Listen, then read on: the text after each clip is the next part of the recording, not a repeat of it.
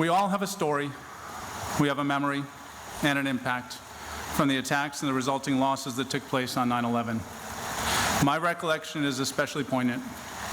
I had traveled as part of a small team from the Army G1's office, the recently renovated second floor, fourth wedge of the Pentagon. We went to Fort Leavenworth on military air for a 2-day trip. On the morning of 9/11, on the news, we saw the plane strike the Pentagon and knew instantly it was our area of the Pentagon. Despite all planes being grounded, we ultimately received permission to return to Andrews Air Force Base by military air that evening. And we got to the Pentagon because we had the Deputy G1 with us. We walked into the courtyard of the Pentagon, looked into the fourth wedge to see smoke still billowing. Knowing that our leader, Lieutenant General Tim Maud, and many of our teammates had perished in the attack.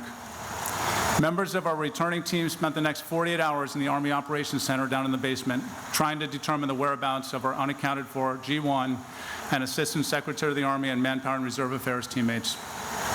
I ultimately wrote the Valorous Awards for those who re-entered the Pentagon to save lives, and the posthumous awards for those in the G1 and ASAM and RA who perished that day.